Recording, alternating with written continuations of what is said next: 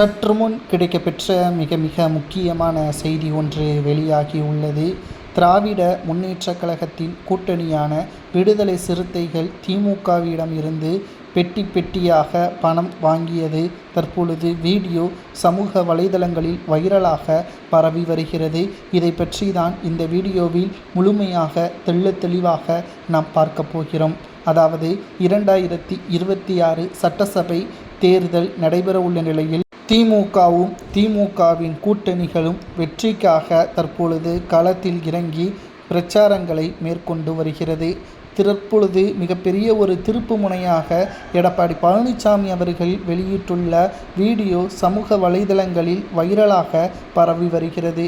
அதாவது திமுகவின் கூட்டணியான விசிக, மதிமுக, முஸ்லீம் லீக் போன்றவர்கள் நேரடியாகவே திமுகவிடம் இருந்து பணத்தை பெற்றுள்ளனர். கட்சி பணிகளுக்காக பல லட்சங்கள், பல கோடிகள் வரை நேரடியாகவும் பல கோடிகள் மறைமுகமாகவும் பெற்றுள்ளனர். ஒருவேளை திமுக கூட்டணியிலிருந்து விலகுவதாக அறிவிக்கும் பட்சத்தில் அந்த பணத்தை, அதாவது நேரடியாக கொடுத்த பணத்தை மட்டும் திருப்பி கொடுக்க வேண்டும் என்பதுதான் திமுகவின் எச்சரிக்கை விடுக்கும் அளவிற்கான கொள்கையாக பார்க்கப்படுகிறது.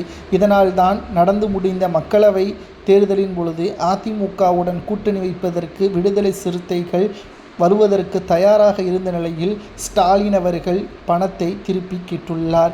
இந்த பணத்தை பொறுத்தளவிற்கு விடுதலை சிறுத்தைகளின் நிர்வாகிகளுக்கு பலருக்கும் தெரியாது என்றும் உண்மையை போட்டுடைத்துள்ளார். விடுதலை சிறுத்தைகள் மட்டுமல்ல, கம்யூனிஸ்ட், குறிப்பாக மதிமுக, முஸ்லீம் லீக் போன்றவர்கள் திமுகவுடன் பணத்தை பெற்றுக்கொண்டு அவர்கள் கட்சிக்காக வேலை செய்வதற்கு கட்சியை கலைத்துவிட்டு திமுகவுடனே இணைந்து விடலாமே, எதற்காக உங்களுக்கு பின்னால் இருக்கக்கூடிய நிர்வாகிகளையும் தொண்டர்களையும் ஏமாற்றுகிறீர்கள் என்று எடப்பாடி பழனிசாமி அவர்கள் நேரடியாகவே குற்றச்சாட்டுகளை முன்வைத்துள்ளார். 2026 சட்டசபை தேர்தலை பொறுத்தளவிற்கு திமுகவும் சரி, திமுகவின் கூட்டணிகளும் சரி, நிச்சயமாக தோல்வியை மட்டும்தான் பெறும் என்பதை நாங்கள் உறுதியாக கூறுகிறோம் என்று எடப்பாடி பழனிசாமி அவர்கள் தமிழகம் முழுவதும் பிரச்சாரங்கள் மேற்கொண்டு வருகிறார் அல்லவா, அப்பொழுது தெரிவித்துள்ளார்.